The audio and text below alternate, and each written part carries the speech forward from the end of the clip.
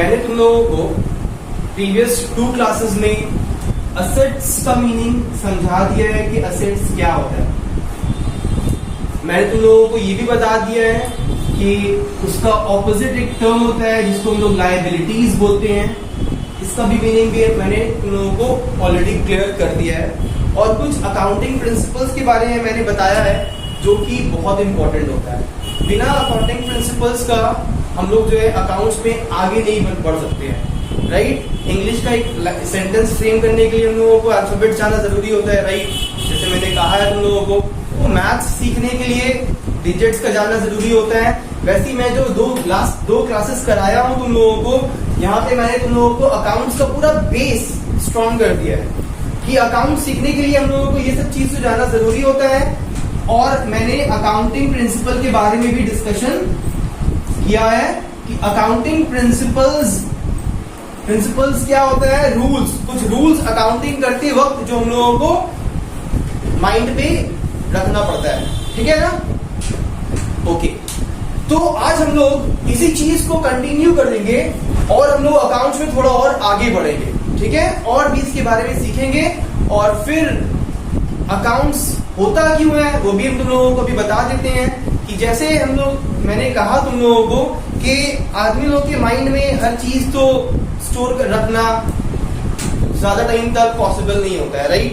कोई भी इंफॉर्मेशन, कोई भी डेटा हमारे मेमोरी में टेम्पररी पीरियड के लिए रहता है, परमानेंटली तो रहता नहीं है।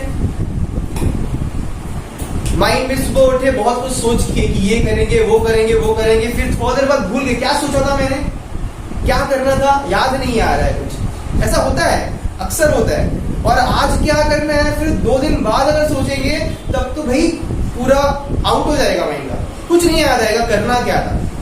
इसलिए हम लोग क्या करते हैं नॉर्मल लाइफ में, हम लोग उसको नोट डाउन कर लेते हैं कि हाँ हमको उनकी सबसे पहला प्रायोरिटी ये मेरा, एक बार ये काम हो जाएगा। तुम लोग को पता नहीं, मैं ऐसा फॉलो करता हूँ, ठीक है। ऐसा करना चाहिए एक्चुअली में।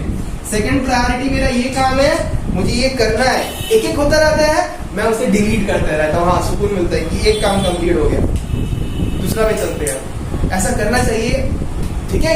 ये जो है काम करने का तरीका है, ठीक है। तो ये चीज कोई सब्जेक्ट में तुमको लिखा हुआ नहीं मिलेगा जो तुम लोगों को बोल रहे हैं। ये सब चीज प्रैक्टिकली हम लोगों को समझना पड़ेगा। अकाउंट्स यही है, क्योंकि हम लोग जानते हैं कि अकाउंट्स में कितना ही सारा ट्रांजैक्शंस होता है ना। किस तरह का ट्रांजैक्शन होता है, फाइनेंशियल ट्रांजैक्शन होता है। अब ये फाइनेंशियल ट्रांजैक्शन क्या होता है मैंने तुम लोगों को बता दिया, आई होप इसके बारे में पता होगा कि ट्रांजैक्शन का मीनिंग होता है लेन देन, राइट। गिव एंड गेट, कुछ दो कुछ लो। बताया था ना मैंने अपने प्रीवियस 2 वीडियोस में, क्लासेस में तुम लोगों को। तो वहां पे मैंने क्या कहा था, वहां पे मैंने कहा था कि भाई बाइक चाहिए, बाइक दिया है मैंने सेकेंड हैंड, मुझे कैश मिला, आई गॉट दी कैश। अगर मुझे कुछ सामान चाहिए, मुझे मोबाइल फोन चाहिए, मुझे कैश देना पड़ेगा। मैंने तुम लोगों को ये सब जो ट्रांजैक्शन है इसको हम लोग क्या बोलते हैं, कैश ट्रांजैक्शंस। कैश ट्रांजैक्शंस का मतलब कुछ भी परचेज किया, कुछ भी सेल किया, पैसा पेमेंट कर दिया अगर परचेज किया तो, और अगर सेल किया तो पैसा रिसीव कर दिया, है ना। ये होता है हमारा कैश ट्रांजैक्शन। बट ट्रांजैक्शन एक और तरीके का होता है, पता है क्या, उसको हम लोग बोलते हैं क्रेडिट ट्रांजैक्शन। तुम लोगों को मैंने कॉन्सेप्ट समझाया था डेटर एंड क्रेडिटर का, वहां पे तुम लोगों को बताया था मैंने परचेज किया एक बंदे से मगर उसे पेमेंट नहीं किया है, तो बंदा को पेमेंट करना पड़ेगा ना मुझे, तो वो मेरा क्रेडिटर बन गया, लाइबिलिटी। फ्यूचर में मेरा कैश आउटफ्लो होने वाला है। सिमिलरली मैंने किसी को सेल किया, पैसा भी रिसीव नहीं किया, बोला कि भाई सामान रख लो, यूज कर लो, पसंद आए 1 वीक के बाद मुझे पेमेंट कर देना। तो मुझे 1 वीक के अंदर पेमेंट मिलेगा ना वो इंसान से, वो इंसान मेरा फायदा वाला इंसान है ना, वो मेरा असेट है। क्या है, डेटर है। असेट के अंदर बहुत सारा कैटेगरी मैंने समझाया था, फिक्स असेट, करंट असेट्स। तो डेटर क्या होता है, करंट असेट्स होता है, एक ऐसा असेट जिसका रियलाइजेशन मुझे 1 साल के अंदर मिल जाता है, पैसा मिल जाता है, राइट। करंट असेट के अंदर एक था liquid asset, if you all remember, right. So तो मैंने तुम लोगों को कितना चीज बता दिया था, तो मैं यहाँ पे थोड़ा सा डिस्कशन कर लूंगा क्रेडिट ट्रांजैक्शन के बारे में, और उसके बाद हम लोग फिर जो है अपने अकाउंट्स में आगे बढ़ेंगे, ठीक है। क्रेडिट ट्रांजैक्शन क्या होता है, सिमिलरली देख लीजिए कि मैंने वही बाइक बेचा एक बंदे को, और वो बंदे से मैंने पैसा अभी नहीं लिया है, तो वो बंदा मेरा फायदा वाला इंसान है कि नुकसान वाला इंसान है? फायदा वाला इंसान है ना। ये इंसान मेरा क्या है, एसेट है, क्योंकि ये इंसान से मुझे इन फ्यूचर में कैश आएगा, कैश इनफ्लो आएगा, वो भी 1 साल के अंदर। तो ये मेरा क्या हो गया भाई, ये मेरा डेटर हो गया। कौन सा एसेट है ये, करंट एसेट है, क्योंकि 1 साल के अंदर मुझे इससे पैसा मिल जाएगा। तो ये है हमारा क्रेडिट ट्रांजैक्शन। Credit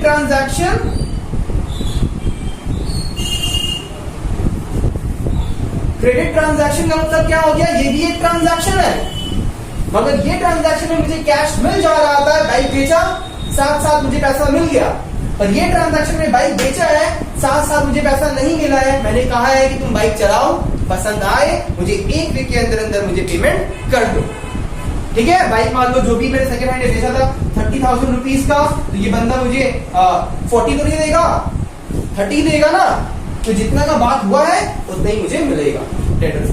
understood? सो ये है क्रेडिट ट्रांजैक्शन। सिमिलरली मान लो मैंने मोबाइल फोन जो खरीदा था प्रीवियसली कैश में खरीदा था, मगर अब मान लो वो शॉप में ऐसा भी ऑप्शन है कि आप पेमेंट अभी कीजिए, या फिर आप जो है धीरे धीरे करके इंस्टॉलमेंट पे कर सकते हैं। तो बाद में मतलब कि मैंने मान लो भी कुछ पेमेंट किया ही नहीं है, वो बंदे से मैंने खरीदा है और वो बंदा मुझे बोला है कि आप इसका पेमेंट मुझे 1 वीक के अंदर कर दीजिए।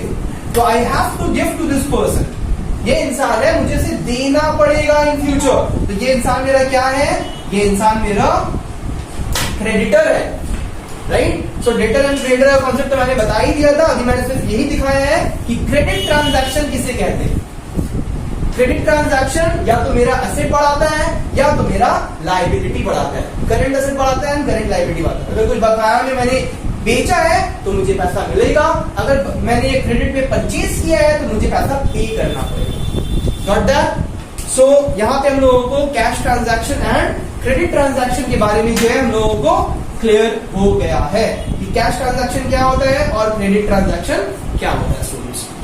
Okay, so let's move on little further in this topic. तो जैसे कि मैंने कहा कि आदमी का मेमोरी बहुत शॉर्ट होता है, टेम्पररी होता है, उसके रिकॉर्ड नहीं, याद नहीं रखा जाता है, तो उसको हम लोग क्या करना पड़ता है, रिकॉर्ड करना पड़ता है। तो वैसे ही एक बिजनेस में बहुत सारा ट्रांजैक्शन होता है और बिजनेसमैन का मेमोरी जो है वो वास्ट नहीं है, वो भी इंसान है तुम्हारे और मेरे जैसा। तो वो क्या करता है, सारे ट्रांजैक्शंस को रिकॉर्ड करता है स्टूडेंट्स, और ये ट्रांजैक्शन को रिकॉर्ड करना ही हम लोग इसको अकाउंट्स कहते हैं। कि अकाउंट्स क्या होता है, जो भी बिजनेस का ट्रांजैक्शन हो उसे रिकॉर्ड करो। अब ट्रांजैक्शन किस तरीके का होना चाहिए, फाइनेंशियल ट्रांजैक्शन, वो मैंने अकाउंटिंग प्रिंसिपल में बताया है आप लोगों को कि जो भी ट्रांजैक्शन मनी में अगर आप मेजर नहीं कर पा रहे हो, डोंट रिकॉर्ड इट। एम्प्लॉय को बुखार आ गया, मेजर कर सकते हो मनी में उसे, तुमको प्रॉफिट और लॉस निकालने में हेल्प करेगा क्या, वो मत रिकॉर्ड करो। मगर वो एम्प्लॉय को कितना सैलरी पे करना है, we can measure that. I have to pay that person 25,000 rupees a month. मेरे पास से मेरा वो एक्सपेंस है, अगर मैं बिजनेसमैन हूं, मेरा वो एक्सपेंस है, ऐसा तो कितना ही सारा एम्प्लॉइज होगा मेरा, अब किसको कितना पे करना है, I can't remember everything, so I have to record it. Why should I record it? In order to find out the profit और loss of my business, whether मेरा बिजनेस प्रॉफिट अर्न कर रहा है या loss सफर कर रहा है। True picture चाहिए मुझे अपने बिजनेस का कि कैसा परफॉर्म कर रहा है मेरा बिजनेस, तो ट्रांजैक्शन को रिकॉर्ड करना इज एसेंशियल, नेसेसरी। ओके, सो यही है अकाउंट्स कि फाइनेंशियल ट्रांजैक्शन को रिकॉर्ड करो, उसे प्रॉपर्ली क्लासिफाई करो, सेम तरीके का नेचर का ट्रांजैक्शन को एक जगह रखो। मैं इसके बारे में डिस्कशन में और आऊंगा धीरे धीरे करके, पर फिलहाल मैं आप लोगों को कंटिन्यू करूंगा इस चीज से जो मैंने तुम लोगों को current assets and current liability के बारे में बताया था। इसका 1-2 आइटम मैं और तुम लोगों को समझाने जा रहा हूं जो कि बहुत इक्वली इंपॉर्टेंट है जितना मैं बता चुका हूं तुम लोग को। जैसे मैंने करंट एसेट्स में बताया हूं कि ये एक ऐसा एसेट है जिससे मैं 1 साल के अंदर अंदर पैसा रियलाइज कर लूंगा। जैसे कि हो गया मेरा डेटर, वो इंसान जिससे मैं पैसा 1 साल के अंदर अंदर रियलाइज कर लूंगा। वो बिल रिसीवेबल जिसका पैसा मुझे 1 साल के अंदर अंदर मिल जाएगा। और क्या था करंट एसेट में? Bills payable is a current liability. Cash, मेरे पास कैश है, करंट एसेट है। वो लिक्विड एसेट भी होता है ना, which can be easily converted into cash. So cash itself a liquid asset. पैसा मेरा बैंक में पड़ा हुआ है, करंट एसेट है। गए निकाला एटीएम से, यूज किया, ठीक है। और क्या था मेरा? स्टॉक। कोई चीज में मैं डील कर रहा हूँ, कार डीलर हूँ, तो मेरे जो गोडा शोरूम में कार रखा हुआ है वो मेरा स्टॉक है, मैं उसे बेचूंगा, पैसा रिकवर करूंगा। हर वो चीज जो 1 साल के अंदर अंदर मुझे पैसा दिलाने में भी हेल्प करेगा वो मेरा करंट एसेट कहलाता है। तो इसका कुछ एग्जांपल्स मैं तुम लोगों को दे चुका हूं। आज मैं कुछ और भी एग्जांपल्स के बारे में बात करूंगा जिसके बारे में जानना बहुत जरूरी है। वो क्या है मैं बताता हूं।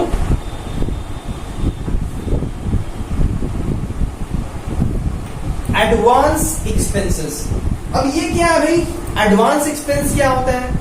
एक्सपेंस तो सर जानते हैं, कुछ परचेज किया that is a expense, right. Purchase किया वो एक्सपेंस है, रेंट पे किया वो एक्सपेंस है, सैलरी पे किया वो एक्सपेंस है, जो भी चीज पे कर रहे हैं, इंटरेस्ट पे किया वो एक्सपेंस है, कमीशन पे किया वो एक्सपेंस है। सिखाया देना एक्सपेंस क्या होता है।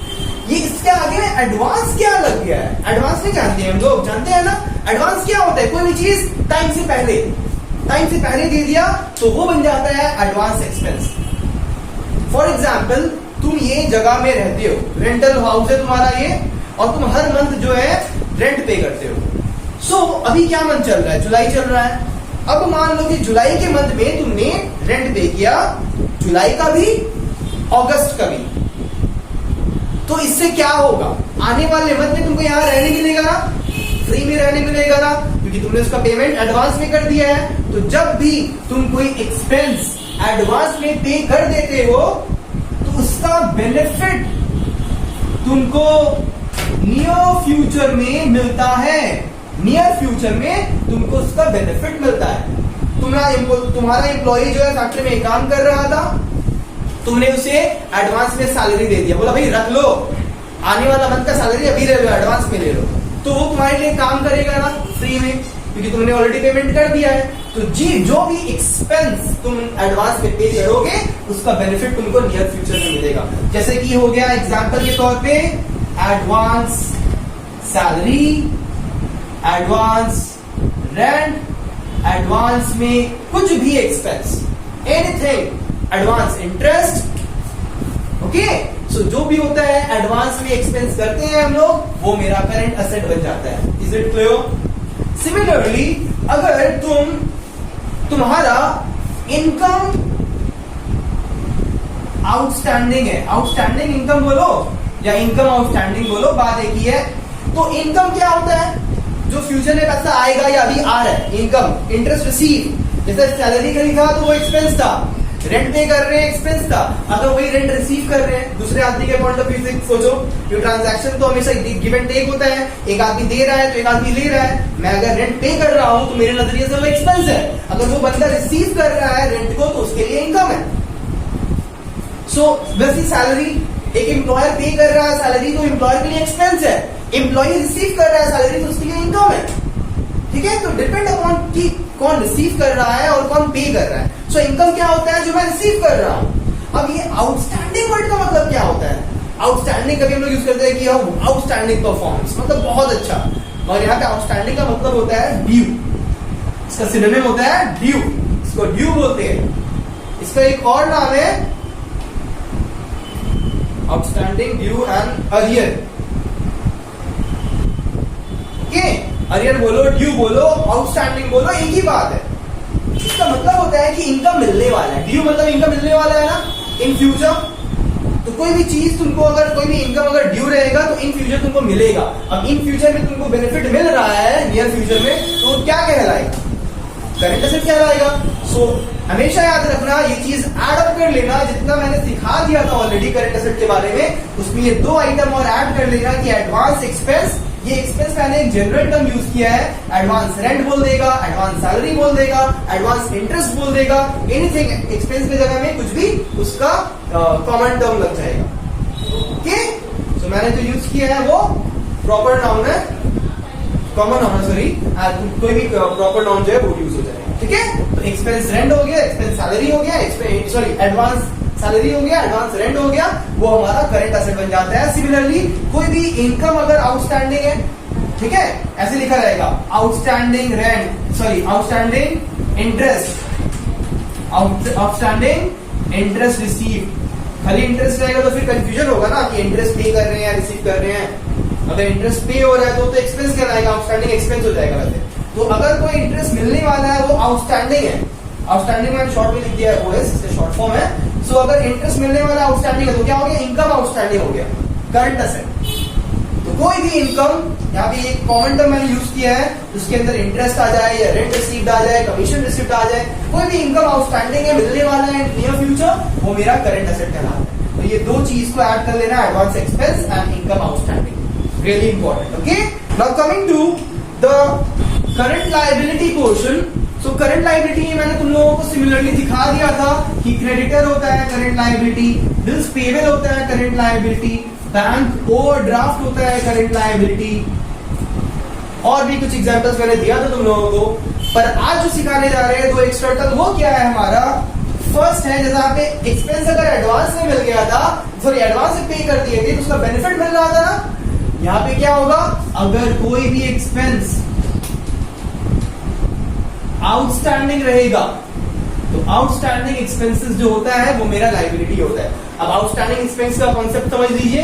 आउटस्टैंडिंग एक्सपेंस मतलब कि ड्यू, आउटस्टैंडिंग का मतलब मैंने क्या कहा है, ड्यू, बाकी है, अरियर है। सो कोई भी एक्सपेंस अगर ड्यू है तो यू हैव टू पे it in your future. Expense को अगर कोई चीज ड्यू रहेगा तो तुमको पे करना पड़ेगा, और कभी भी कैश आउटफ्लो होगा इन योर फ्यूचर एक साल के अंदर अंदर, तो वो करंट लायबिलिटी कहलाता है।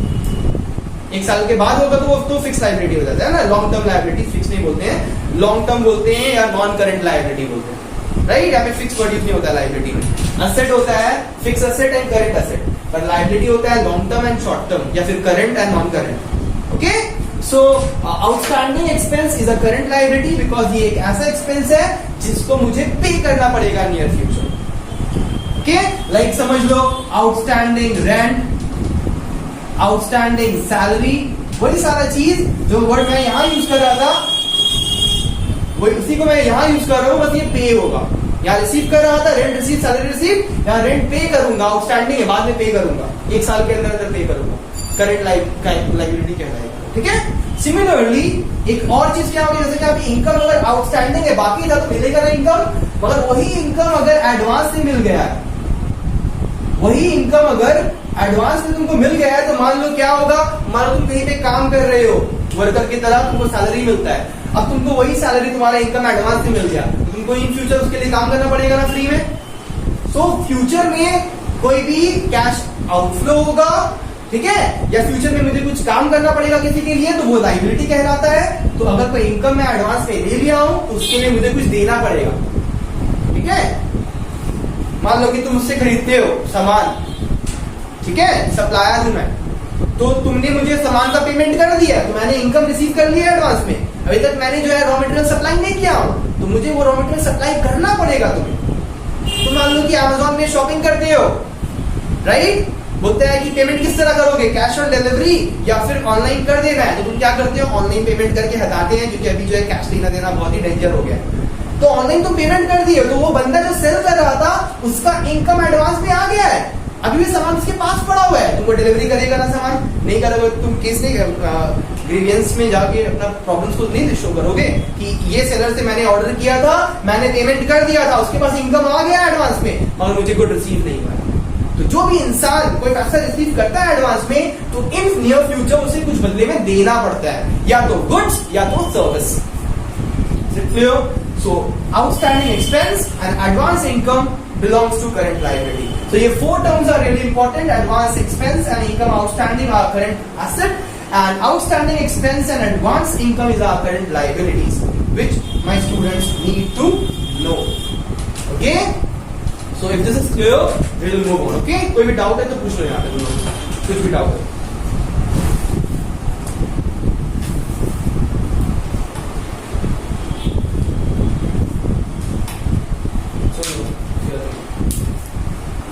ओके, ओके स्टूडेंट्स, सो मैंने तुम लोगों को सिखाया है कि एसेट्स क्या होता है, एसेट्स में कितना टाइप्स होता है। तो उसी चीज को मैं बस फ्रेम कर दिया हूं एक सही पैटर्न में, क्योंकि कोई भी चीज रैंडमली लिखा हो तो अच्छा नहीं दिखता है ना। तो चीज को अच्छे से फ्रेम किया जाए तो कितना खूबसूरत दिखता है। कोई भी घर में सामान रहता है, कपड़ा अगर उठा के तुम बेड पे ऐसे फैला के रख दोगे, मम्मी तुमको तारीफ करती है कि मम्मी थोड़ा सा टॉन्ट करती है, ऑब्वियसली टॉन्ट करती है। और वही चीज को तुम अच्छे से तह लगा करके जो है अलमीरा के अंदर रख दोगे तो तारीफ होता है। मतलब कोई भी चीज सेटल अच्छा लगता है। वही चीज की है मैंने यहाँ पे। मैंने जो असेट्स तुम लोगों को सिखाया है कि फिक्स असेट क्या होता है स्टूडेंट्स, वी ऑल नो, जिसका रियलाइजेशन 1 साल के बाद आता है। एक ऐसा असेट कि मैंने बिजनेस स्टार्ट किया, पैसा से मशीन खरीद लिया, अब वो मशीन मैं बेचने के लिए तो नहीं खरीदा हूँ, बिजनेस को एक्सपैंड करने के लिए खरीदा है, राइट, अपना रेवेन्यू जनरेट करने के लिए, बढ़ाने के लिए खरीदा है मैंने। तो वो पैसा मेरा वहां फंस के रह गया, उससे पैसा मैं रियलाइज नहीं कर पाऊंगा, तो वो होता है फिक्स असेट। तो अभी मैं मीनिंग नहीं बता रहा हूं, बस फ्रेमिंग किया हूं कि फिक्स असेट 2 तरह का होता है। एक होता है टेंजिबल, एक होता है intangible fix asset. Tangible which we can see, which we can touch, देख सकते हैं, छू सकते हैं। मैंने अपने पैसे से प्लांट एंड मशीनरी खरीद दिया। ये प्लांट का मतलब वो ट्री नहीं होता है, प्लांट का मतलब फैक्ट्री होता है, ठीक है। वहां पे मशीनरी बैठा दिया मैंने, फर्नीचर का लगा दिया, फर्नीचर एंड फिक्सचर साथ में, ये सब टर्म साथ में यूज होता है, ठीक है। Plant and machinery, furniture and fixture separately मत यूज करना, देखना बुक्स में साथ में यूज होता है ये सब टर्म्स। लैंड एंड बिल्डिंग, ये 3 एग्जांपल मैंने दिया है, सिंपल रखा है क्योंकि स्पेस ज्यादा था नहीं यहाँ पे। तो ये 3 टैंजिबल एसेट फिक्स एसेट का मीनिंग दिया है मैंने। फिर यहाँ पे कुछ इनटेंजिबल फिक्स एसेट का मीनिंग दिया है कि मतलब ये एसेट तो होता है पर मुझे दिखता नहीं है, भूत की तरह होता है, दिखता नहीं है पर होता है, ठीक है। इमेजिन करके किए हो, देखो वैसे ही होता है, दिखता नहीं है पर होता है, उसका फायदा तुमको मिलता है। अगर तुम्हारा बिजनेस का रेप्यूटेशन अच्छा रहेगा तो तुम्हारा प्रोडक्ट आज लोग ज्यादा खरीदेगा, है ना। ब्रांडेड चीज खरीदते हो तुम ना, लोकल चीज तो अट्रैक्टिव नहीं लगता है, थोड़ा सस्ता रहता है पर आदमी बोलता है थोड़ा पैसा देकर के अच्छा खरीदेंगे, अच्छा खरीदेंगे, कंफर्टेबल रहेगा, राइट। सो इन गुडविल, इंटेंजिबल में क्या आ गया, गुडविल, कोई भी कंपनी का रेप्यूटेशन, ट्रेडमार्क, पेटेंट, कॉपीराइट, हर एक टर्म को मैंने एक्सप्लेन कर दिया है। अगर आप लोगों को कुछ भी डाउट है तो आप प्लीज वो वीडियोस को देख ले, आप लोगों को पूरा चीज क्लियर हो जाएगा, इसका मीनिंग्स हर एक डिटेल में मैंने बता दिया है। उसके बाद एक होता है फिक्स एसेट, दूसरा होता है करंट एसेट। करंट एसेट मतलब कि एक साल के अंदर से पैसा रियलाइज हो जाता है। जैसे कि डेटर है हमारा, कैश में पैसा, कैश पड़ा हुआ है, बैंक में पैसा है, स्टॉक कुछ है मेरा सामान जिसमें हम डील कर रहे हैं, टी शर्ट में डील कर रहे हैं तो मेरा दुकान में स्टॉक रखा हुआ है टी शर्ट का, कार में डील कर रहे हैं तो मेरे शोरूम में कार का स्टॉक रखा हुआ है, तो वो तो मेरा असेट है, करंट असेट है। 1 साल के अंदर मैं बेच के पैसा रियलाइज करना चाहूंगा। Bills receivable, outstanding income, advance expenses के बारे में एक्सप्लेन कर दिया हूं ना।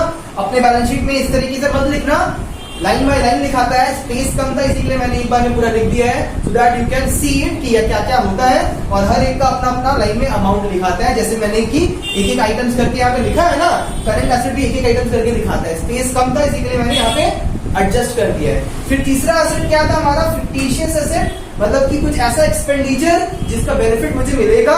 जैसे कि मैंने अपने प्रोडक्ट का एडवर्टीजमेंट करवा दिया है 20,000 रुपए का, तो उसका कुछ फायदा होगा मुझे, मेरा प्रोडक्ट का सेल्स बढ़ जाएगा, रेवेन्यू ज्यादा जनरेट करने लगूंगा, तो वो होता है हमारा फिक्टिशियस एसेट, ठीक है। तो सारा एसेट्स का अगर वैल्यू आप टोटल कीजिएगा तो जो टोटल आएगा, अब यहाँ तक पॉज रखते हैं, मूव ऑन करते हैं लायबिलिटी में।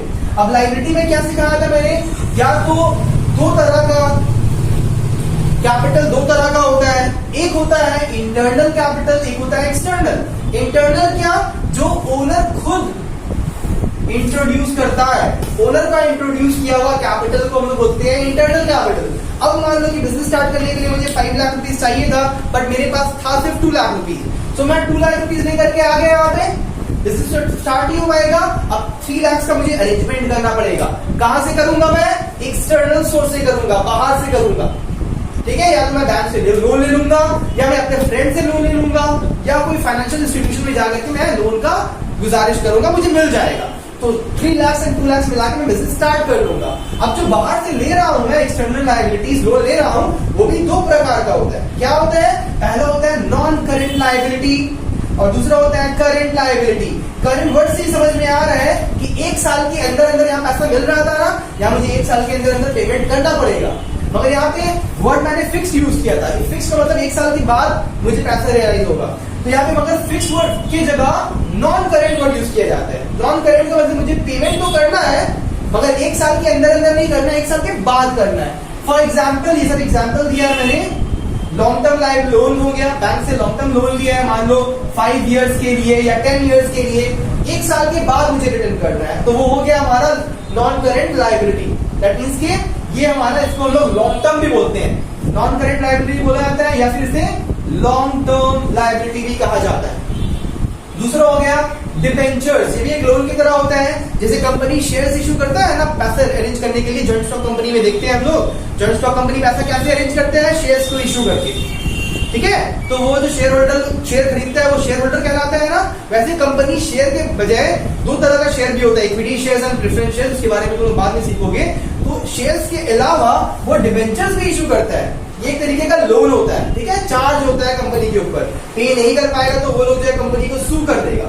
तो ये डिबेंचर भी तुम्हारा लॉन्ग टर्म होता है, मतलब कि 1 साल से ज्यादा, 5 साल 10 साल जितने साल के लिए भी तुम्हारा आदमी लोग इन्वेस्टमेंट करता है यहाँ पे, ठीक है। तो ये लॉन्ग टर्म या नॉन करेंट लाइबिलिटी का एग्जांपल्स हो गया।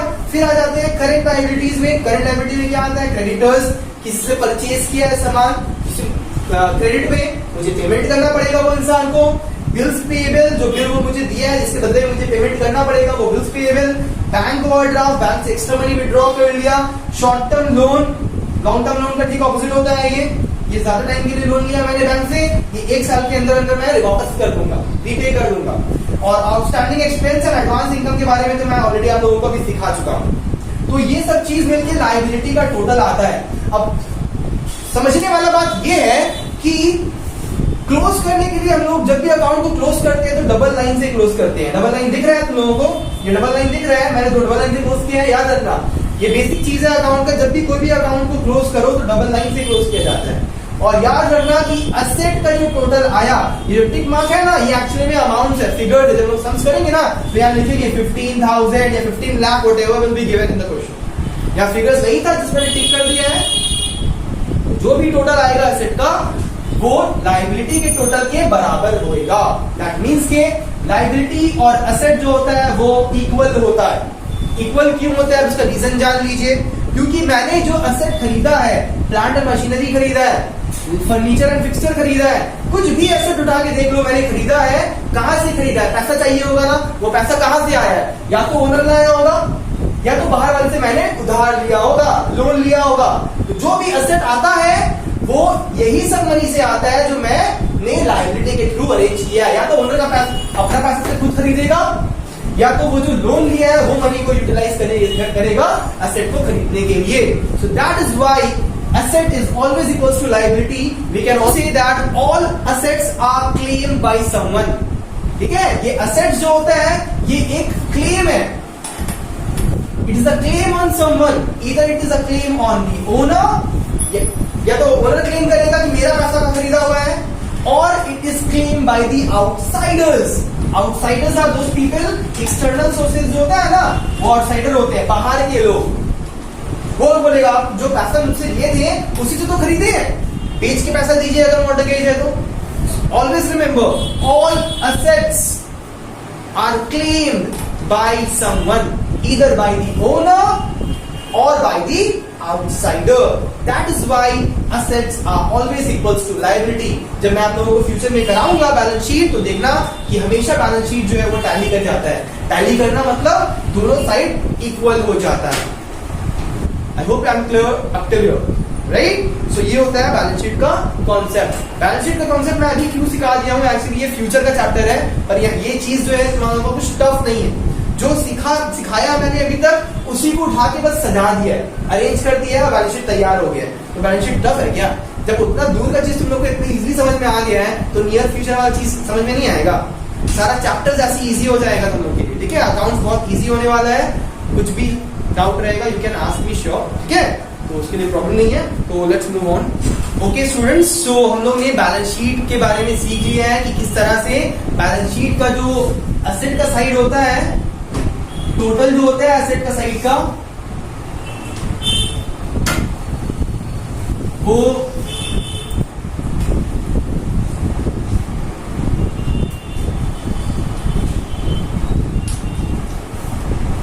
बैलेंस शीट से हम लोगों ने सीख लिया है कि एसेट का जो साइड होता है और लायबिलिटी का जो टोटल होता है दोनों इक्वल होता है, टैली करता है. So we can say that total of assets is equals to total of liabilities. We can say that assets का मतलब क्या हो गया हमारा कि फिक्स असेट भी आ गया इसमें, करंट असेट भी आ गया इसमें. प्लस लायबिलिटी में क्या आ गया, जो ओनर कंट्रीब्यूट किया था कैपिटल वो भी आ गया, प्लस जो आउटसाइडर लोगों ने कंट्रीब्यूट किया था लायबिलिटीज, एक्सटर्नल लायबिलिटीज वो भी आ गया. ये जो कैपिटल है वो इंटरनल लायबिलिटी है, ये जो लायबिलिटीज मैंने लिखा है वो एक्सटर्नल लायबिलिटी है. ये दोनों चीज मिलकर बनता है ना. तो ये बैलेंस शीट से हम लोग अकाउंटिंग इक्वेशन निकाल सकते हैं. अकाउंटिंग इक्वेशन बोलता है कि assets are equal to capital plus liabilities. Can we all see that कि जो असेट का जो टोटल आया था, मतलब फिक्स असेट और करंट असेट मिलके जो असेट आया था वो जो साइड था, और लायबिलिटी वाला जो कॉलम था, मतलब लायबिलिटी कैसे बना था, इंटरनल लायबिलिटी और एक्सटर्नल लायबिलिटी को मिला के बना था ना. बस उसी को मैं ब्रेक कर दिया हूं कि असेट का जो साइड है इज इक्वल्स टू लायबिलिटी वाला साइड. क्लियर. इसी को हम लोग बोलते हैं अकाउंटिंग इक्वेशन. इसी के लिए मैं तुम लोगों को बैलेंस शीट का कॉन्सेप्ट समझाया था. ठीक है. तो ये होता है हमारा अकाउंटिंग इक्वेशन, और अकाउंटिंग इक्वेशन के हेल्प से हम लोग जो है जर्नल को सीख लेंगे, बहुत इजी तरीके से सीखेंगे. ठीक है कि क्या अकाउंट को डेबिट करना है, क्या अकाउंट को क्रेडिट करना है, बहुत इजी हो जाएगा. ठीक है. तो पहले हम लोग अकाउंटिंग इक्वेशन का एक दो सम्स करेंगे, देखेंगे अकाउंटिंग इक्वेशन क्या होता है. ये अकाउंट्स का एकदम स्टार्टिंग स्टेज है, उसके बाद हम लोग जर्नल में हटा देंगे. ठीक है. एक क्लास हम लोग यूटिलाइज करेंगे अकाउंटिंग इक्वेशन को सीखने में, एंड देन नेक्स्ट क्लास से हम लोग जो है जर्नल पे स्टार्ट कर देंगे करना. ठीक है. अकाउंटिंग इक्वेशन का एक सम करेंगे और सीखेंगे कि अकाउंटिंग इक्वेशन का सम्स को कैसे किया जाता है. ठीक है. तो हम लोग अब जो है आ जाते हैं अकाउंटिंग इक्वेशन का एक हम लोग प्रैक्टिकल सम्स देखते हैं. तो हम लोग समझते हैं कि अकाउंटिंग इक्वेशन को किस तरीके से किया जाएगा. ठीक है. जैसे कि मैंने आप लोगों को अभी कहा ही है वो बैलेंस शीट के फॉर्मेट के थ्रू कि अकाउंटिंग इक्वेशन बोलता है कि असेट्स का जो साइड होता है वो लायबिलिटी के साइड के बराबर होता है. Assets is equals to liabilities because all assets are claimed by someone. So asset के अंदर फिक्स असेट भी आता है, करंट असेट भी आता है. तो मैं एक खाली ब्रॉड हेडिंग दे दिया हूं असेट के बारे में. और लायबिलिटी के अंदर आता है internal liability and external liability. तो मैंने उसे सेपरेट कर दिया है. इंटरनल मतलब कैपिटल जो ओनर ने कंट्रीब्यूट किया हुआ है, और ये लायबिलिटी जो हो गया हमारा एक्सटर्नल लायबिलिटीज हो गया. ठीक है. इसमें हमारा short term and long term दोनों आ गया. ठीक है. सो आइए एक सम देखते हैं और सीखते हैं कि किस तरीके से अकाउंटिंग इक्वेशन को फ्रेम किया जाता है. ये सम्स नंबर 8 बोलता है नंबर 1 पहला ट्रांजैक्शन देखो क्या दिया है. एक एक करके यहाँ पे ट्रांजैक्शन 7 ट्रांजैक्शन दिया है, और वो 7 ट्रांजैक्शन को हम लोग फ्रेम करेंगे यहाँ पे. ठीक है. ये सब ट्रांजैक्शन का जर्नल एंट्रीज भी होता है, पर अभी लोग जर्नल एंट्रीज नहीं सीख रहे हैं. ये ट्रांजैक्शन को कैसे फ्रेम किया जाएगा अकाउंटिंग इक्वेशन में वो सीख रहे हैं. पहले बोला Mohan commences business with cash. How much? 50,000 rupees. ये स्टेटमेंट को प्रॉपर्ली समझते हैं. पहले मोहन कमेंस किया है, मैं मोहन हूं, मेरा बिजनेस है, मैं बिजनेस स्टार्ट करने जा रहा हूं. और कमेंस का मतलब होता है शुरू करना, स्टार्ट करना. So Mohan commences business with cash. मैं अपना कैश लाया हूं, अपना पर्सनल कैश बिजनेस में डाल दिया हूं. तो लोग क्या कहा मैंने, कोई भी चीज पर्सनल अगर मैं लाकर बिजनेस में डाल रहा हूं वो क्या बन जाता है, मेरा कैपिटल बन जाता है. चाहे वो पैसा हो, चाहे वो मेरा पर्सनल कार हो, चाहे वो मेरा पर्सनल फर्नीचर हो, या चाहे मेरा पर्सनल घर हो. राइट. सो यहाँ पे ज्यादा कुछ नहीं है, सिर्फ कैश आ रहा है. सो मोहन यहाँ पे अपना पर्सनल कैश बिजनेस में इंट्रोड्यूस कर रहा है. स्टूडेंट्स, तो कोई भी पर्सनल चीज अगर बिजनेस में इंट्रोड्यूस करते हैं उसको हम लोग क्या कहते हैं, कैपिटल कहते हैं. राइट. सो यहाँ पे बिजनेस में कैपिटल जो है वो बढ़ जा रहा है ना, क्योंकि कंपनी में पैसा मैं इनपुट किया हूं, कंपनी में पैसा बढ़ गया, कंपनी में कैश आया ना. ठीक है. सो यहाँ पे जो चीज जो ट्रांजैक्शन होगा उसका हम लोगों को हमेशा क्या बोलते हैं, डुअल एस्पेक्ट प्रिंसिपल सीखे हैं. हमेशा दो नजरिया होता है, दो पॉइंट ऑफ व्यू होता है. तो यहाँ पे दो अकाउंट क्या हो गया, एक तो कैश आ रहा है कंपनी में और कंपनी का कैपिटल को बढ़ा दे रहा है. तो असेट के नीचे हम लोग उसका सब हेडिंग देंगे कि एक एसेट जो है कंपनी में इंक्रीज हुआ. सबसे पहले ट्रांजैक्शन में लिखेंगे कि Mohan commences business with cash. जो नरेशन दिया है हम लोगों को उसको हम लोग यहाँ पे ट्रांजैक्शन पे लिख दिए हैं. एसेट में क्या एसेट बढ़ा है हमारा? कैश बढ़ा है। और क्या बढ़ा है? कैपिटल। तो कैपिटल के नीचे भी एक हेडिंग दे देंगे हम लोग, कैपिटल बढ़ा। अमाउंट कितना? कैश बढ़ा कितना है? 50,000 कैश में लिख दिया मैंने 50,000, कैपिटल भी बढ़ गया हमारा 50,000। तो कैश बढ़ गया 50,000 से, कैपिटल भी बढ़ गया 50,000 से। क्लियर है? क्योंकि वो अपना पर्सनल 50,000 रुपीज बिजनेस में पुट कर रहा है, तो बिजनेस में कैश आ रहा है ना। तो बिजनेस के नजरिया से जो बना रहे हैं हम लोग, क्या पढ़े हैं हम लोग? एक अकाउंटिंग प्रिंसिपल के सेपरेट लीगल एंटिटी, बिजनेस का लाइफ अलग, ओनर का लाइफ अलग। बिजनेस में पैसा आया तो बिजनेस का कैश बढ़ गया, और वो कैश क्या चीज में काम कर रहा है? कैपिटल का काम कर रहा है। ठीक है? तो ये दो अकाउंट में हम लोगों का ये मनी का ट्रांजैक्शन हुआ। दूसरा ट्रांजैक्शन, तुम्हारा प्रॉब्लम है, कंफ्यूजन है, क्या कंफ्यूजन है? फिर समझ में नहीं आया। ठीक है, देखो यहां पे क्या हो रहा है कि तुम्हारा ये जो ओनर है मोहन, ये अपना उसके पास कैश पड़ा हुआ था घर में 50,000 रुपीज का। ठीक है? तो बिजनेस को स्टार्ट किया, ये बिजनेस का लाइफ अलग है और उसका पर्सनल लाइफ जो है वो अलग है। ठीक है? अब बिजनेस में ये पैसा को इंट्रोड्यूस कर दिया, 50,000 यहां आ गया ना, क्या आया? कैश आया, कंपनी में कैश बढ़ गया।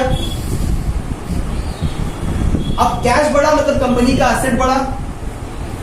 अब देखो कि अगर एसेट बढ़ा है तो ये इंसान जो है कंपनी के पॉइंट ऑफ व्यू से एक लायबिलिटी का काम कर रहा है कि नहीं कर रहा है? ऑल्दो ये बिजनेस का ओनर है, तुम लोग को क्या बोले थे सेपरेट लीगल एंटिटी में? ओनर का लाइफ अलग होता है, बिजनेस का लाइफ अलग होता है। हम लोग जो भी ट्रांजैक्शन करते हैं वो बिजनेस के पॉइंट ऑफ व्यू से करते हैं। सो अगर ये आदमी ओनर है और ये पैसा इंट्रोड्यूस किया है बिजनेस में, तो बिजनेस के पास पैसा आ गया है, बिजनेस के पास एक एसेट आ गया है, कैश आ गया है। मगर वो पैसा जो डाला है ये आदमी कभी भी विड्रॉ कर सकता है, मांग सकता है कि ये मेरा पैसा है, वापस करो, है ना। तो बिजनेस के नजरिया से अगर देखोगे, अगर ये बिजनेस है, बिजनेस के पॉइंट ऑफ व्यू से देखोगे, तो वो आदमी भले उसका ओनर है पर एक लायबिलिटी का काम कर रहा है, internal liability. In future business को पे करना पड़ेगा कंपनी को। तो जब भी इन फ्यूचर पैसा आउटफ्लो होगा वो मेरा लायबिलिटी कहलाता है ना। तो ये इंसान एक लायबिलिटी भी है, although he is the owner of that business, although he is the owner of that business, but इसका लाइफ सेपरेट है, कंपनी का लाइफ सेपरेट है। कंपनी में जो भी चीज वो इनपुट कर रहा है ना वो निकाल भी सकता है इन फ्यूचर, कंपनी के लिए लायबिलिटी क्रिएट हो रहा है। तो ये किस तरीके का लायबिलिटी है? इंटरनल लायबिलिटी है, कैपिटल क्रिएट हो गया। ठीक है? तो कंपनी में एक एसेट भी बढ़ा, कंपनी का एक लायबिलिटी भी बढ़ा। एसेट क्या बढ़ा कि कंपनी में कैश आ गया, लायबिलिटी क्या बढ़ा कि ओनर को एक क्लेम आ गया कि फ्यूचर में वो ओनर अपना पैसा क्लेम कर सकता है, वापस मांग सकता है, निकाल सकता है, कि ये ओनर का पैसा है, कंपनी ने वो इन्वेस्ट किया है। तुम अगर मुझे लोन दोगी तो वापस नहीं लोगी क्या? लोगी ना। तो तुम जो हमको लोन दी हो, मान लो कि मैं बिजनेस हूं, तो ये बिजनेस में एक तरीके का लोन दिया है, आए बात समझ में? तो मेरे नजरिए से देखो, मैं बिजनेस हूं, तुम मेरी एक लायबिलिटी हो, क्योंकि मुझे वापस करना पड़ेगा तुम्हें पैसा। तो जो भी पैसा तुम इंट्रोड्यूस कर रही हो मेरे अंदर, मैं बिजनेस हूं, तुम मुझसे वापस मांगोगी ना इन फ्यूचर। ठीक है? तो मेरे नजरिए से देखो, तुम मेरी एक लायबिलिटी बन गई हो। अंडरस्टूड? सो कंपनी का एक लायबिलिटी भी बढ़ रहा है। किस तरीके का लायबिलिटी बढ़ रहा है? Internal liability. बाहर वाले से नहीं लिया मैंने कुछ, तुम सोचोगे ये तो ओनर का पैसा है, लायबिलिटी कैसे हो गया? मगर भैया ओनर का लाइफ सेपरेट, कंपनी का लाइफ सेपरेट। ये तो हम लोग अकाउंटिंग प्रिंसिपल में सीखे हैं, इसी के लिए कंपनी का लायबिलिटी है। तो कंपनी का एक लायबिलिटी बन गया है, इंटरनल लायबिलिटी, और कंपनी के पास पैसा आया है। ठीक है? तो अकाउंटिंग इक्वेशन में हमेशा दो इफेक्ट लोग शो करते हैं। ठीक है? एक एक करके हम लोग सीखेंगे किस तरीके से वो दो इफेक्ट को यूज किया जाता है। ओके, दूसरा ट्रांजैक्शन क्या बोल रहा है? Purchase goods for cash. अब ये जो मोहन था, ये जो बंदा था मोहन, ये पैसा तो तुम्हारा बिजनेस में इन्वेस्ट कर ही दिया है। कितना इन्वेस्ट किया है बिजनेस में? कितना आया है बिजनेस में? 50,000 कैश आया है। अब ये जो कैश आया है बिजनेस में, उससे वो गुड्स परचेज किया है कैश में 30,000 रुपीज का। तो ये बिजनेस का कैश को यूज किया है, इससे 30,000 रुपीज इस्तेमाल करके कुछ गुड्स खरीदा है। अब ये कौन सा गुड्स खरीदेगा? जिसपे ये डील कर रहा है। मान लो कि ये मोहन जो है टी शर्ट पे डील कर रहा है, तो वही पैसा को निकाला और 30,000 रुपए का टी शर्ट खरीद के मार्केट से ले आया और अपने शॉप में सजा दिया। तो ये जो 30,000 रुपए का गुड्स लाया है, ये क्या काम कर रहा है? स्टॉक का काम कर रहा है ना। जब भी जो वर्ड यूज करेगा कि अगर गुड्स ला रहा है तो हम लोग गुड्स वर्ड यूज नहीं करेंगे, हम लोग क्या वर्ड यूज करेंगे? स्टॉक। और यहां से हमारा कैश जो है वो डिक्रीज हो जा रहा है। कंपनी में कितना कैश बच गया? 20,000 बच गया ना। तो हम लोग लिखेंगे ट्रांजैक्शन में परचेज गुड्स फॉर कैश के मोहन ने कैश के हेल्प से, कैश की मदद से कुछ गुड्स खरीदा। मतलब कि वो गया मार्केट, पेमेंट किया, गुड्स लिया, अपने शॉप में आ गया। सो यहां पे देखिए स्टूडेंट्स कि मोहन का जो कंपनी था उस कंपनी से 30,000 रुपीज कम हो गया। हुआ कि नहीं हुआ? क्योंकि वो सामान खरीदा है ना। बदले में क्या आया? बदले में स्टॉक आया। Stock is a current asset ना। असेट के अंदर एक और हेडिंग बढ़ा देंगे हम लोग कि एक और असेट बढ़ गया, स्टॉक। तो 30,000 रुपया कैश कम हो गया, उसके बदले में 30,000 का वैल्यू का गुड्स आ गया। ठीक है, अब इसको हम लोग यहाँ पे क्लोज करेंगे। कैश 30,000 कम हो गया क्योंकि मैंने खरीद लिया है सामान, तो कैश अब 20,000 का बच गया और 30,000 रुपए का जो है गुड्स बच गया इज इक्वल्स टू कैपिटल तो वैसे ही का वैसे रहा। अब देखिए दोनों बराबर है, यहाँ 50,000 हो रहा है asset side is equals to liability का 50,000 हो रहा है। हर एक स्टेज के बाद हमारा अकाउंटिंग इक्वेशन जो है इक्वल शो करेगा कि asset is equals to liability. तो ये एसेट क्यों कम हो गया कैश? क्योंकि 30,000 वो कंपनी से निकाला और गुड्स खरीद लिया। Goods is coming in, so goods is coming in, तो गुड्स वर्ड यूज नहीं करते, स्टॉक वर्ड यूज करते हैं। कंपनी में स्टॉक आया, स्टॉक क्या सिखाया तुम लोग को? करंट एसेट है ना, तो एसेट की हेडिंग के अंदर आएगा। तो कंपनी में स्टॉक बढ़ गया और कंपनी से कैश चला गया। जितना रुपए का कैश गया उतने ही रुपए का सामान आया। सो कैश 50 स्टार्टिंग में था, जो कंपनी शुरू किया था वो 30 का वो गुड्स खरीद लिया है, तो कंपनी में 20,000 बच गया ना, और कंपनी के पास 30,000 का स्टॉक, वैल्यू का स्टॉक आ गया। तो ये दोनों मिला के ऐसे 50,000 का हो रहा है। लायबिलिटी कैपिटल वैसी के वैसी रहा, इसमें कुछ चेंजेस नहीं आया। ठीक है, तो ये हमारा ट्रांजैक्शन का इफेक्ट हुआ जब भी सामान खरीदते हैं। ठीक है, पैसा गया, स्टॉक आया। तो लोग बस याद रख रहे हैं कि एसेट का ये सब जो टर्म्स होते हैं सब याद रखना है। तुम लोग टर्म्स याद रहेगा, एक एक करके वो टर्म्स को तुम लोग पुट करते रहना है। ठीक है, अब ये तो पता नहीं अगर तुमको क्वेश्चन बहुत बड़ा दे दिया तो बहुत सारा एसेट्स आ जाएगा, तो तुमको कितना स्पेस छोड़ना है वो सम्स पे डिपेंड करेगा, कितना बड़ा सम्स आ रहा है। जैसे ये सम्स छोटा है तो मैं थोड़ा ही स्पेस लीव किया हूँ कि इतने के अंदर स्टॉक पूरा आइटम जो है फिलअप हो जाएगा। ठीक है, इतना ही लाइफ से ज्यादा लाइबिलिटीज नहीं होगा। तो क्वेश्चन करते करते हम लोग जो आइडिया हो जाएगा कि कितना स्पेस छोड़ना है, that is not a big deal. ठीक है, वो लोग करते करते सीख लेंगे। कुछ भी डाउट है प्लीज सुमारा, किसी को भी, नॉट ओनली हो, एनीवन, कुछ भी डाउट है क्लियर कर दो। और कभी भी कुछ भी शर्माने का कोई जरूरत नहीं, सब सीखने आए। बोलो, कुछ भी कंफ्यूजन है यहाँ पे? नहीं है? पैसा दी, सामान खरीद है ना। कंपनी, ये कंपनी के नजरिए से हो रहा है, ओनर के नजरिए से नहीं हो रहा है। ओनर का लाइफ तो सेपरेट है ना। अब जो भी ट्रांजैक्शन हो रहा है ना वो बिजनेस के नजरिए से हो रहा है। ये सारा ट्रांजैक्शन बिजनेस का है, ओनर का नहीं है।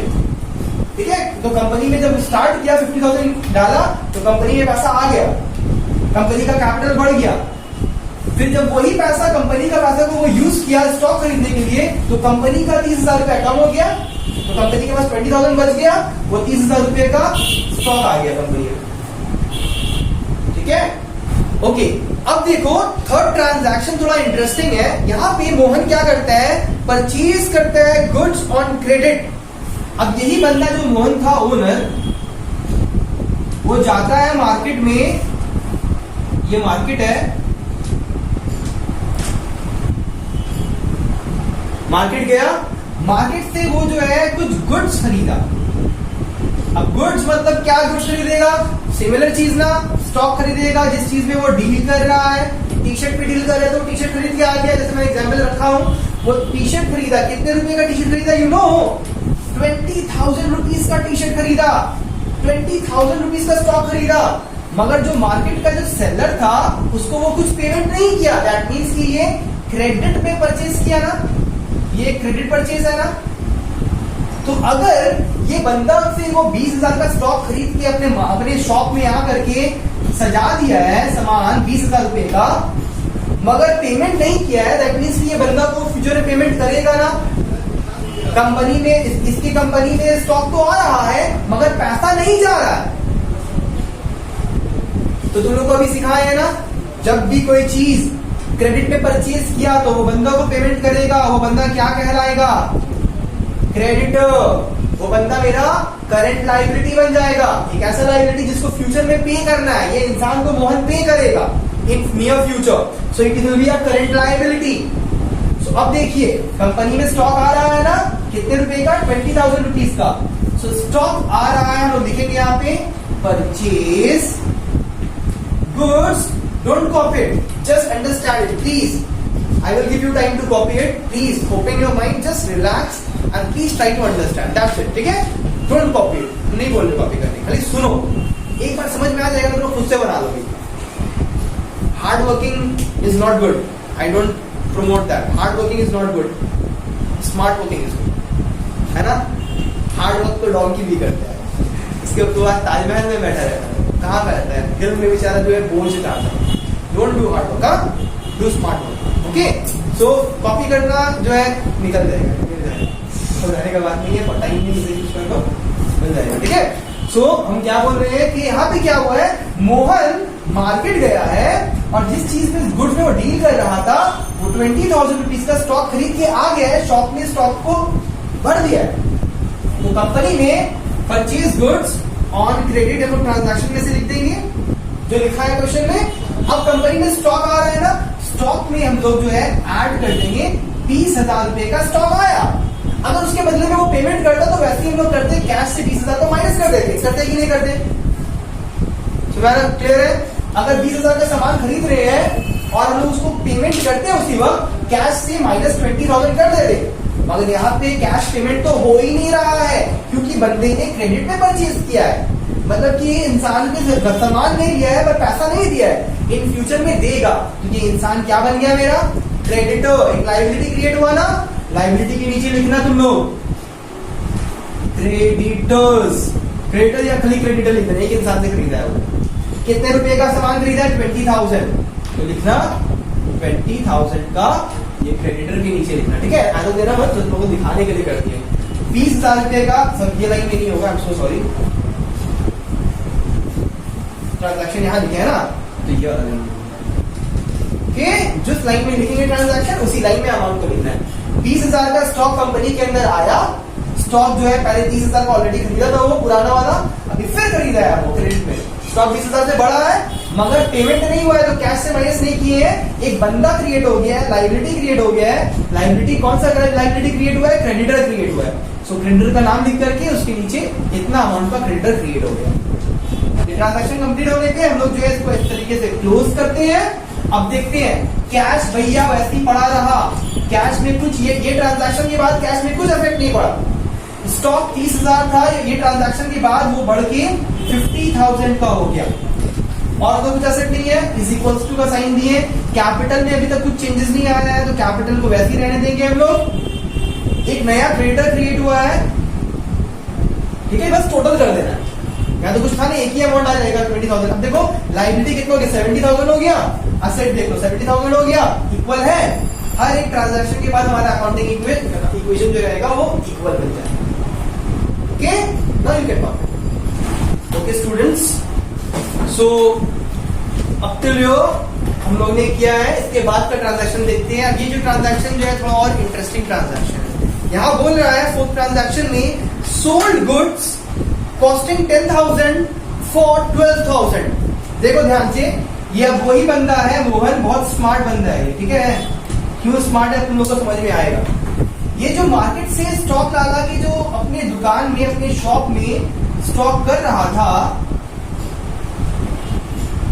मान लो कि वो टी शर्ट में डील कर रहा है तो टी शर्ट उसके लिए स्टॉक था, तो अब वो 10,000 का टी शर्ट, अभी उसके शॉप में कितना का टी शर्ट पड़ा हुआ है? 50,000 का टी शर्ट पड़ा हुआ है। इसमें से वो 50,000 का टी शर्ट दुकान में उसका पड़ा हुआ है शॉप में, इसमें से सिर्फ वो 10,000 का जो स्टॉक सामान था, कॉस्ट प्राइस मतलब के इतने में वो खरीदा है टी शर्ट को। अब वही टी शर्ट को एक बंदे को सेल कर रहा है। ये है मान लो मोहन का फ्रेंड या कस्टमर सोहन, ये नाम मैंने अपने से इंट्रोड्यूस किया है। 10,000 का सामान इसको बेच रहा है, पता है कितने में? इसको सेल कर रहा है, सेलिंग प्राइस हो रहा है 12,000 रुपए से चार्ज कर रहा है। स्मार्ट है कि नहीं है? ऑब्वियसली भाई बिजनेसमैन है, बिजनेस को सर्वाइव करना है, ग्रो करना है, प्रॉफिट का आना बहुत जरूरी है। तो जो मार्केट से वो सामान, ये मार्केट से जो वो सामान खरीद के लाया था 50,000 का स्टॉक, मतलब कि 50,000 पेमेंट, पहले एक बार 30,000 का पेमेंट करके लाया था, फिर एक बार 20,000 का पेमेंट किया नहीं था, बाद में करेगा, 50,000 का सामान उसके पास पड़ा हुआ था। तो ये 50,000 जो है कॉस्ट प्राइस है ना। अब ये 50,000 का कॉस्ट प्राइस का जो सामान है उसमें से वो 10,000 का सामान को बेचता है 12,000 में। That means the cost price of that good is 10,000 rupees, but the selling price is 12,000 rupees. That means कि मोहन जो है वो प्रॉफिट कमा रहा है। कितने का प्रॉफिट कमा रहा है भैया? Selling price minus cost price करेंगे सर, 12,000 सेलिंग बेचा है, वो सामान वो खरीदा था 10,000 में, दैट मीन्स कि वो 2,000 रुपीज का प्रॉफिट अर्न कर रहा है। और जब भी प्रॉफिट अर्न करता है बिजनेस ग्रो करता है, बिजनेस कैपिटल बढ़ जाता है। देखिए ध्यान से स्टूडेंट्स, हम लोग नरेशन को वैसे ही जो है लिख देंगे, सोल्ड गुड्स, फर्स्ट शॉर्ट में लिख दिया सोल्ड गुड्स।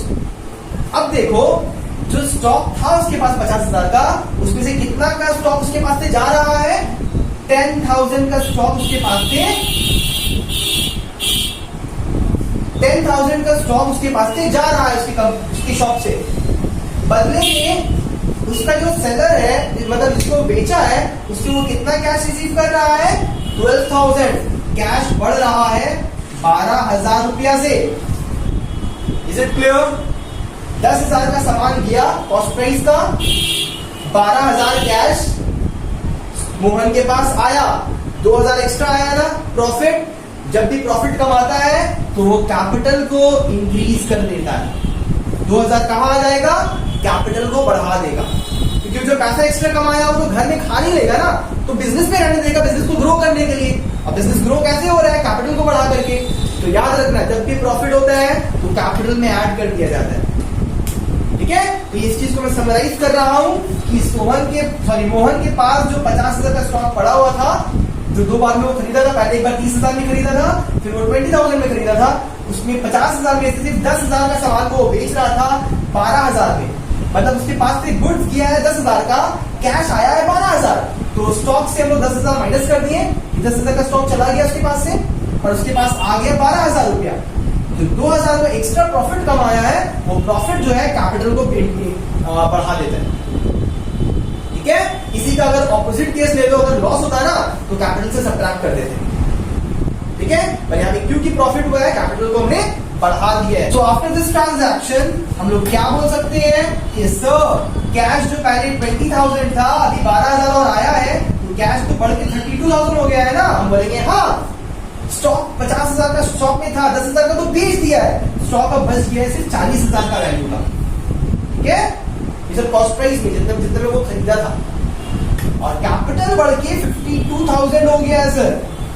मगर ये क्रेडिटर तो वैसी का वैसी, इसमें कुछ चेंजेस नहीं होगा, उसको जस्ट कॉपी कर देना है। तो जो जिसमें चेंजेस नहीं होगा उसको कॉपी कर दिया जाता है, और जो जिसमें चेंजेस होता है उसको चेंज करके हम लोग लिखते हैं। तो अब देखिए तो लायबिलिटी 72,000 हुआ है, यहाँ देखिए तो 72,000 हो रहा है, 32 + 40। After every transaction, accounting equation will always be equal because it follow the dual aspect concept, double entry system. So students, आज हम लोग जो है यहाँ तक रहने देते हैं। नेक्स्ट क्लास में हम लोग जो है अकाउंटिंग इक्वेशन को कंटिन्यू करेंगे, और इसको हम लोग कंप्लीट करके फिर हम लोग जो देखेंगे कि जर्नल एंट्री किस तरीके से पास किया जाता है। ठीक है, तो जैसे आप लोगों को ये चीज इजी लग रहा है, वैसे फ्यूचर में आने वाला हर टॉपिक जो है इजी लगने लगेगा। Okay, thank you. So students, आज की वीडियो में इतना ही। अगर आपको वीडियो पसंद आया हो तो वीडियो को लाइक, कमेंट और अपने फ्रेंड्स के साथ शेयर करना ना भूलें। चैनल को सब्सक्राइब कर लें सो दैट आपके पास लेटेस्ट वीडियोस का नोटिफिकेशन आता रहे। Thanks for watching this video.